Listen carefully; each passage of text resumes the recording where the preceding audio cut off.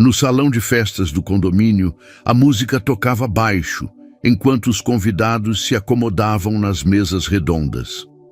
Era o aniversário de 32 anos de Elisa, e ela tinha planejado cada detalhe com precisão milimétrica. As flores brancas e rosa pastel enfeitavam os pilares. A mesa de doces transbordava de brigadeiro de colher e macarrão colorido, e o bolo de 3 andares esperava pelo momento certo.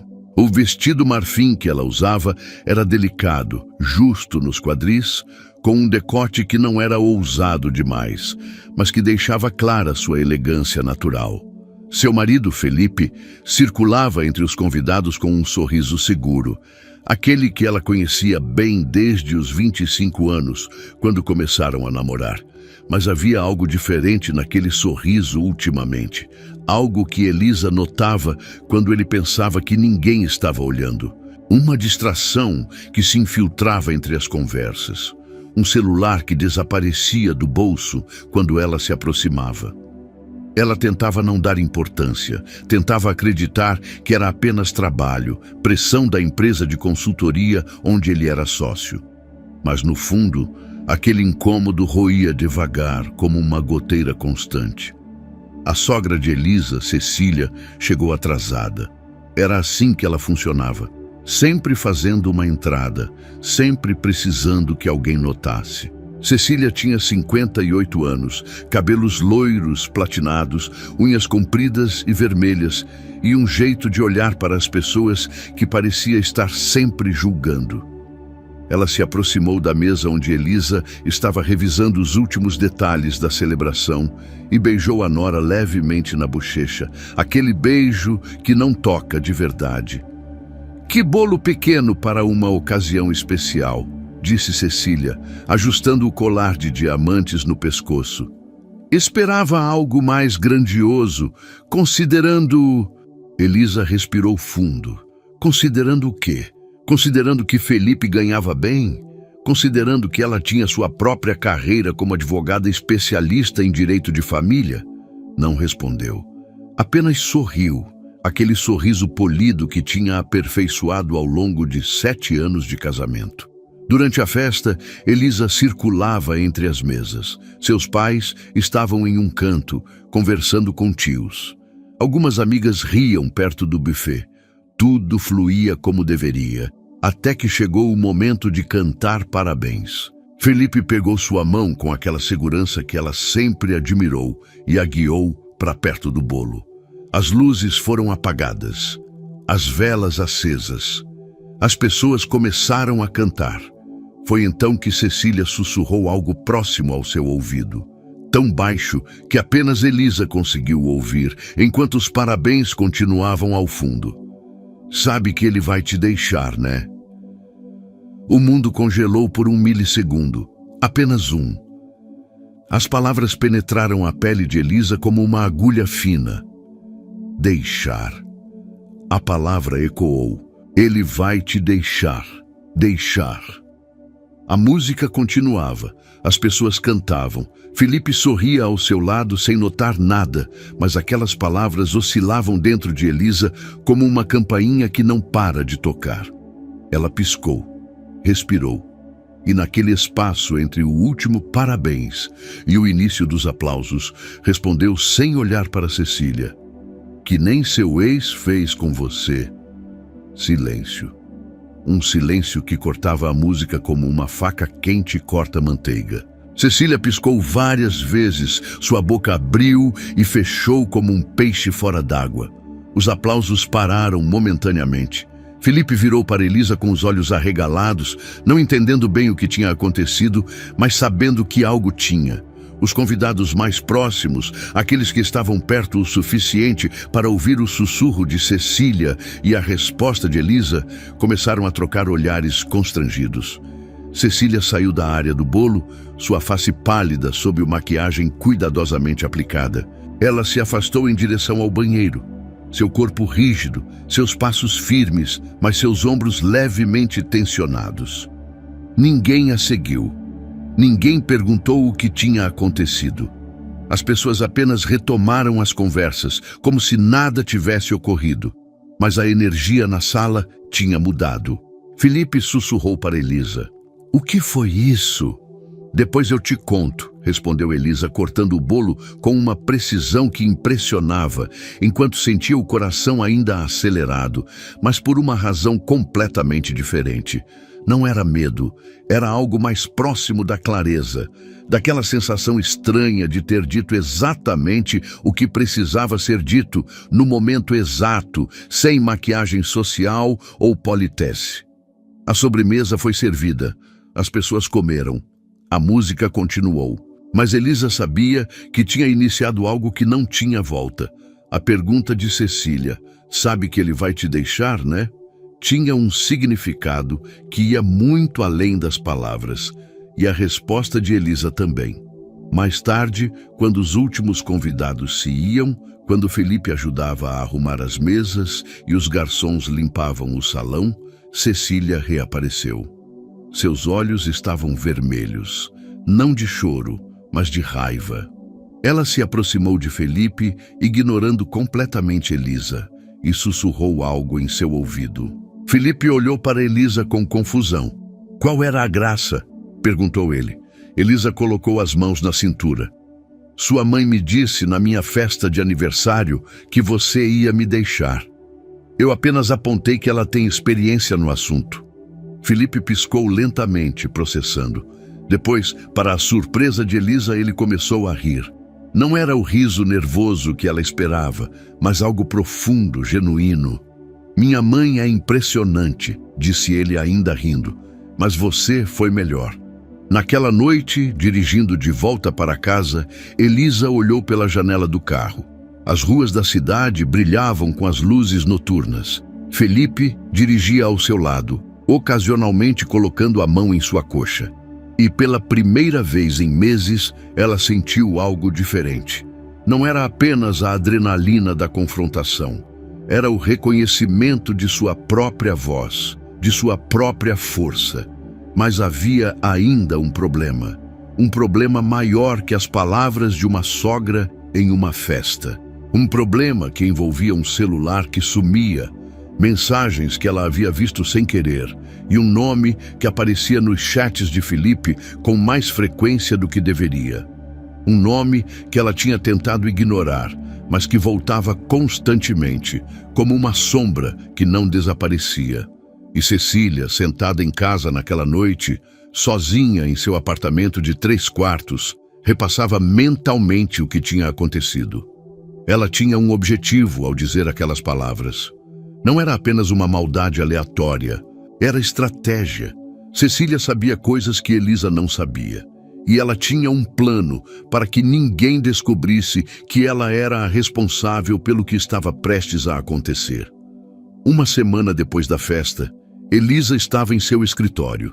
A sala tinha piso de madeira escura, estantes com livros de direito, uma mesa de vidro e uma cadeira executiva que tinha custo uma pequena fortuna. Era seu refúgio, seu lugar de poder. Como advogada especializada em direito de família, ela via diariamente os resultados de relacionamentos que desabavam. Casamentos que começavam com promessas de eternidade e terminavam em batalhas legais pelo patrimônio e pela guarda dos filhos. Ela tinha processado 370 casos de divórcio, 370 histórias de pessoas que achavam que era para sempre. E agora, sentada em sua cadeira, revisando a possibilidade de que estava prestes a se tornar a 371ª, ela sentia uma frieza tomar conta dela, uma frieza profissional, como se desligasse a empatia pessoal e ativasse apenas o intelecto. A secretária tocou na porta. Elisa, tem uma mulher aqui querendo te ver, sem agendamento. Ela diz que é importante. Elisa franziu a testa. Seu tempo era controlado como um relógio suíço. Manda entrar. A mulher que entrou tinha aproximadamente 45 anos. Cabelo castanho, olhos marejados e um jeito de caminhar que revelava tensão no pescoço. Ela se sentou na cadeira à frente da mesa de Elisa sem ser convidada. Meu nome é Andréia. Eu trabalho na empresa onde seu marido é sócio, começou a mulher respirando fundo. Preciso contar para você o que está acontecendo. Elisa sentiu o estômago virar. Aquela era a conversa que parte dela sabia que iria chegar, mas que esperava poder evitar apenas ignorando. Fale. Seu marido está tendo um caso, há 6 meses, com uma das consultoras sênior. Ela é bem jovem, tem 28 anos. Meu marido trabalha lá também e ele viu Felipe saindo de um hotel no centro com ela. Eu só estou contando porque acho que você merece saber. E porque acho que sua sogra sabe de tudo e está usando isso para machucar você. Andréia deixou seu número de telefone na mesa de madeira e saiu. Elisa ficou imóvel por longos minutos. Depois, ela abriu a gaveta e pegou um arquivo confidencial que ela tinha começado a preparar silenciosamente há 3 meses. Fotografias que um detetive particular tinha recolhido. Registros de transferências bancárias de Felipe para uma conta que ele acreditava estar bem escondida. Conversas de WhatsApp que ele pensava ter deletado, mas que ela tinha feito screenshot algumas semanas atrás. A razão pela qual ela tinha começado essa investigação era simples. Ela tinha visto o padrão. Depois de 7 anos de casamento, depois de estudar relacionamentos destruídos por infidelidade em seu trabalho, ela reconhecia os sinais, o desviar de olhar, a explicação excessivamente detalhada para uma saída, o celular que virava de forma rápida quando ela se aproximava. Mas ao contrário de muitas mulheres na sua situação, Elisa tinha agido com inteligência fria. Ela não confrontou, ela não chorou, ela documentou. E ela chamou seu contador de confiança, que começou a rastrear discretamente todas as transferências financeiras de Felipe. Porque Elisa sabia algo que a maioria das mulheres traídas não sabia. Em um divórcio, a ignorância era mais cara do que qualquer humilhação. Naquela noite, quando Felipe chegou em casa, ela estava na sala de estar. Não no sofá, mas em pé, perto da janela, com um copo de vinho tinto na mão. Ele congelou ao vê-la. "Oi", disse ele, seu tom cauteloso. "Tudo bem? Uma mulher foi ao meu escritório hoje", começou Elisa, seu voice permanecendo calmo. "Ela me contou sobre a consultora sênior. Ela me contou sobre os hotéis. Ela me contou sobre tudo." Felipe abriu a boca, fechou, abriu novamente. "Elisa, Sabe qual é a coisa mais interessante?", continuou ela, virando para olhá-lo. "Que sua mãe já sabia. Cecília já sabia de tudo quando vinha aqui semanas atrás, fingindo que era a sogra perfeita. E ela estava esperando que você me deixasse para que você saísse daqui sem precisar dividir nada comigo. Porque se você sai, se você é aquele que deixa, você é o vilão da história. E vilões geralmente precisam pagar para compensar." Felipe, pálido, se sentou no sofá. "Como você sabe disso?" "Porque eu sou advogada. E porque 3 meses atrás, quando comecei a notar que você estava estranho, eu contratei um detetive. E eu chamei um contador. E eu comecei a documentar cada transferência, cada mensagem, cada encontro."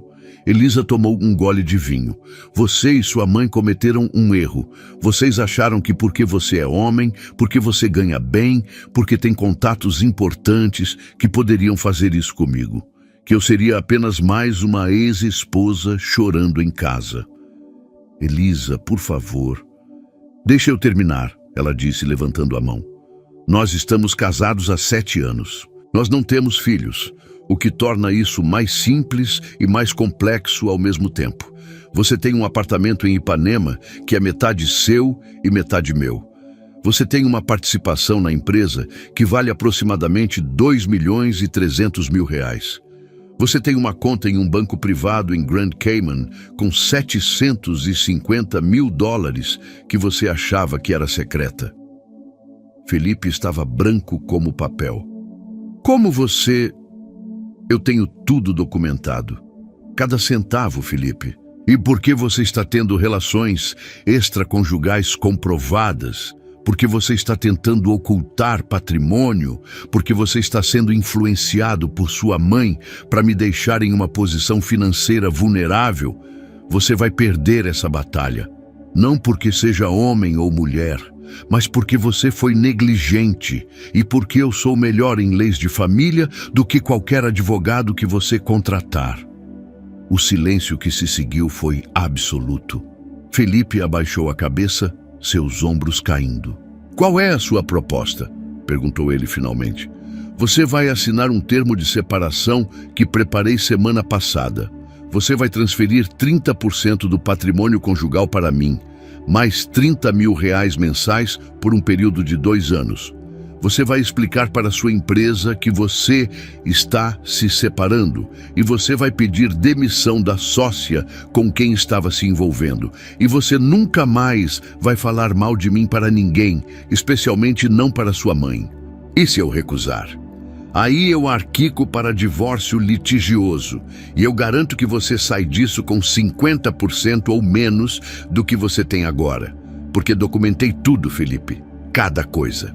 Naquela noite, Felipe assinou o documento que Elisa tinha preparado. Não porque estivesse sendo pressionado injustamente, mas porque ele sabia que ela tinha razão. Porque ele sabia que tinha cometido o erro mais estúpido de sua vida. E porque, no fundo, ele entendia que Elisa era não apenas mais inteligente que ele em questões legais, mas que também tinha agido como uma verdadeira estrategista, protegendo-se enquanto ele ignorava as consequências de suas próprias escolhas. 2 semanas depois, Cecília ligou para Felipe. Quando soube do acordo que ele tinha feito, a raiva que sentiu foi tão intensa que ela não falou com ele por 3 meses. E quando finalmente falou, foi apenas para dizer: "Você decepcionou toda a nossa família." Felipe não respondeu, porque ele sabia que sua mãe tinha razão. Mas ele também sabia que Elisa tinha sido justa, racional e infinitamente mais sábia do que ele e sua mãe juntos. 6 meses depois, Elisa estava em seu escritório novamente. Ela tinha um novo cliente que acabava de descobrir que seu marido tinha um caso. A mulher estava aos prantos, desesperada. "Respira", disse Elisa, passando um lenço. "Primeiro, você vai contratar um detetive privado. Segundo, você vai chamar um contador. Terceiro, você não vai confrontar ninguém até que você tenha tudo documentado. Porque em questão de dinheiro e afeto, as pessoas são imprevisíveis. Mas os documentos nunca mentem." A mulher a olhava com uma mistura de esperança e admiração. E Elisa sabia, naquele momento, que tudo o que tinha passado com Felipe tinha um propósito. Não era para destruir ninguém. Era para ensinar uma lição fundamental. Nunca subestime as pessoas que conhecem a lei, que entendem a estratégia e que estão dispostas a proteger a si mesmas com inteligência e graça. No salão de festas do condomínio, naquela noite de aniversário, quando Cecília sussurrou: "Sabe que ele vai te deixar", Elisa tinha respondido com uma frase, mas a verdade é que ela tinha respondido com muito mais. Tinha respondido com a certeza de que conhecia todas as suas cartas na mão. E que enquanto Cecília jogava no escuro, Elisa já tinha as luzes todas acesas. 3 meses após a separação, Elisa recebeu uma ligação de seu advogado. Cecília estava processando Felipe por difamação. Ela alegava que ele tinha contado para toda a família sobre as acusações falsas de infidelidade e que isso tinha destruído sua reputação na sociedade. A ironia era absurda. Cecília, que tinha manipulado tudo desde o início, agora se apresentava como vítima. Elisa riu quando soube. Riu de verdade, aquele riso que vinha do fundo do peito, porque ela entendia o padrão. Cecília era aquele tipo de pessoa que cria o caos e depois se vitimiza quando as consequências chegam. E Elisa tinha visto isso centenas de vezes em seus casos. Ela marcou uma reunião com Cecília, não no escritório, mas em um café neutro. Cecília apareceu com óculos escuros, apesar de ser 6 da tarde. Tentava parecer frágil, sofredora. Cecília, vamos ser diretas, começou Elisa tomando um café. Você sabia do caso de Felipe. Você usou essa informação para tentar me destruir.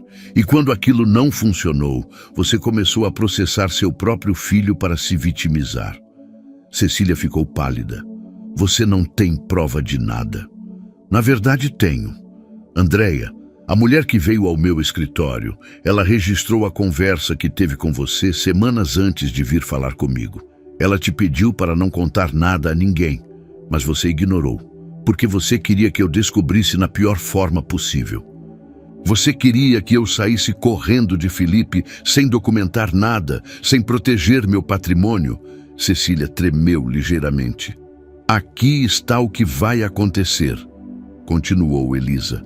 Você vai desistir do processo contra Felipe. Você vai assinar um termo de confidencialidade sobre todas as conversas que temos. E você nunca mais vai se aproximar de mim ou de nada que seja meu. Porque se você fizer, eu vou processar você por difamação, calúnia e interferência intencional em relacionamentos matrimoniais. E dessa vez, não será apenas dinheiro, será prisão. Cecília tentou falar, mas Elisa levantou a mão. Você teve uma vida difícil. Seu ex-marido a deixou e isso a marcou. Mas isso não te dá o direito de destruir os outros. E definitivamente não te dá o direito de destruir seu próprio filho. Cecília deixou o café com os ombros caídos. Naquela semana, ela desistiu do processo e ela nunca mais ligou para Felipe. Nunca mais tentou sabotá-lo. Porque ela finalmente entendeu que havia encontrado alguém que era mais inteligente, mais estratégica e infinitamente mais preparada do que ela. Elisa voltou para sua vida. Sua carreira floresceu. Ela se tornou conhecida não apenas por vencer casos, mas por educar em seus clientes sobre como proteger a si mesmos antes que fosse tarde demais. E toda vez que uma mulher chegava em seu escritório cheia de dúvidas sobre um marido infiel, Elisa oferecia o mesmo conselho que aprendeu através de sua própria experiência. Documente, proteja-se e haja com inteligência. Felipe, por sua vez, passou anos tentando reparar a relação com Elisa. Ele enviava mensagens ocasionais, pedia desculpas que soavam vazias. Mas Elisa nunca respondeu. Não era por raiva, era porque ela já tinha seguido em frente. E porque ela sabia que algumas lições precisam ser aprendidas na solidão. Naquela festa de aniversário, quando Cecília sussurrou aquelas palavras cruéis, ela estava tentando destruir Elisa, mas ao invés disso, tinha despertado algo que era muito mais poderoso. O senso de autopreservação inteligente de uma mulher que se recusava a ser uma vítima. E esse despertar mudou tudo. 2 anos depois, Elisa foi convidada para dar uma palestra em uma universidade sobre direito matrimonial e proteção patrimonial. A sala estava cheia de jovens estudantes de direito, homens e mulheres, todos anotando cada palavra que ela dizia. A coisa mais importante que vocês precisam entender, disse ela, olhando para os rostos atentos na plateia, é que o amor e a lei não são inimigos. Eles trabalham juntos. Quando você ama alguém, você protege esse amor com documentação, com comunicação clara, com acordos que deixam claro o que é esperado de cada um. Ela contou sua história. Não omitiu nada. Contou sobre Felipe, sobre Cecília, sobre a infidelidade, sobre a manipulação e sobre como ela tinha respondido não com emoção, mas com estratégia. Os estudantes ouviam em silêncio respeitoso. Muitas mulheres me perguntam, você não amava mais quando descobriu a infidelidade? A resposta é sim, eu amava. Mas o amor não me impede de ser racional. E a racionalidade não me impede de agir com dignidade. Após a palestra, várias mulheres a procuraram. Histórias similares. Maridos infiéis, sogras manipuladoras, vidas que precisavam ser reconstruídas. Elisa deu seu cartão para cada uma delas. Uma semana depois, Cecília viu Elisa na televisão. Um programa sobre mulheres que transformaram crises em oportunidades. Lá estava Elisa, falando sobre sua experiência com uma compostura que Cecília nunca poderia ter. E Cecília finalmente compreendeu algo que deveria ter compreendido anos atrás. Você não destrói pessoas como Elisa. Pessoas como Elisa se transformam em diamantes sob pressão. Cecília envelheceu rápido após aquilo tudo. Seus cabelos loiros platinados começaram a mostrar as raízes grisalhas. Seu corpo, que ela cuidava tão meticulosamente, começou a curvar-se sob o peso de arrependimentos não expressos. Felipe raramente ligava. Seus outros filhos a visitavam por obrigação. E ela passava os dias sozinha em seu apartamento de 3 quartos, repassando mentalmente cada decisão que a levou até ali. Elisa, por outro lado, construiu uma vida que era genuinamente sua. Ela começou um blog sobre relacionamentos saudáveis e proteção patrimonial para mulheres. Ela aconselhava mulheres que encontravam-se na mesma situação em que ela estava. E ela descobriu, nesse processo, que sua dor tinha um propósito, que sua experiência com Felipe e Cecília a tinha transformado em algo muito maior do que uma vítima. Tinha-a transformado em um símbolo de resistência inteligente. No aniversário de 40 anos de Elisa, ela fez uma festa pequena, apenas amigos verdadeiros. E enquanto comia um bolo simples, cercada por pessoas que realmente a amavam, ela pensou naquela festa anterior, a do aniversário de 32 anos. Quando Cecília sussurrou aquelas palavras que se tornariam o começo do fim de um casamento e o início de uma jornada que a transformaria completamente. "Sabe que ele vai te deixar?", tinha sussurrado Cecília. "Que nem seu ex fez com você?", tinha respondido Elisa. Mas a verdade é que ninguém tinha deixado ninguém no sentido que Cecília queria dizer. O que aconteceu foi algo muito mais profundo. Felipe tinha se perdido em suas próprias fraquezas. Cecília tinha sido consumida por seus próprios ressentimentos. E Elisa? Elisa tinha se encontrado. E quando você se encontra verdadeiramente, quando você descobre que é capaz de navegar através da traição, da manipulação e da dor com inteligência e graça, bem, então o bolo realmente fica mais doce.